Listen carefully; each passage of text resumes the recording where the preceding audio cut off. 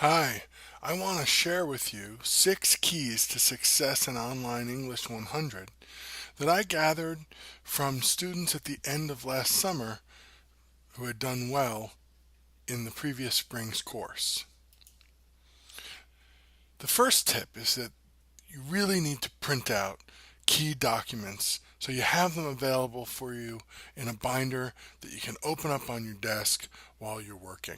And you can see on this slide a list of some of the most important ones that you want to have access to every day. When I put a document on the site that's important for you to print out, I'll let you know. But please make sure you do it because it can really make a difference in your ability to make sure that your papers and assignments achieve the goals outlined in the rubrics, instructions, and samples. The biggest thing that I heard from all of the students last semester was how important it was to read and take notes on everything that appears on the blackboard, including video lectures like this, but particularly the instructions that appear for different assignments, the samples, the lectures. You have to read everything. You've got to resist that impulse to skim through or try to rush through. And that brings us to the third tip, which is the importance of spreading out the workload. It really does take 10 to 12 hours a week to do all the work for this course. You have to avoid making that become a nightmare of 5 or 6 hour blocks crammed in the night before everything is due. If you can spend an hour or two a day, that's going to really make a big difference. An hour or two a day spread over the week is going to result in much stronger work and a better experience psychologically, even physically for you in the class. Really important to stay in touch with me. You've seen again and again all the contact information. Here it is again.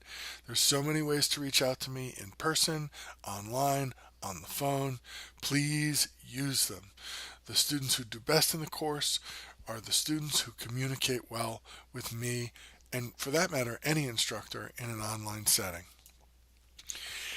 A really interesting tip that came out of the conversation for me was how important it is to connect with some of your other classmates even though you're online, to break that sense of isolation that can result from online coursework. And one of the most important ways to do this is to be one of the people who really invest time in your response post. Be the person who takes the time to give your classmates meaningful feedback. You will be rewarded with their support and their feedback for you as the course goes on, and especially near the end when the stress levels increase. Trade information with each other, make contact with each other outside the frame of the course. Annotate everything using C-TEQ. And there it is. There's our reminder of what those words, what those letters represent. Claims, terms, examples, and quotes. Every reading from Gig, every outside historical or philosophical or sociological reading assigned, the major text on college, Ken Bain's What the Best College Students Do, the movies and videos and TED Talks we look at. You want to annotate everything. That's going to make it easier for you to retrieve things that you've read and incorporate them into blogs, discussion forums, and papers. Finally, use the Writing Center. The Writing Center for some students is seen as either a sign of weakness or too much of a hassle to connect to. This is a big mistake. The Writing Center is now available online. You can go on site and meet with someone face to face, and we even have a consultant assigned to our class. So the pathways to connecting to the Writing Center have been vastly expanded. I hope these tips help you. What I'm trying to encourage you to do is to invest yourself in the course so you get the most out of it. And I'm not just talking about grades here. I'm talking about a meaningful experience that helps you become a better reader, writer, and thinker and empowers you for future success in college and your professional life. See you in the course blackboard.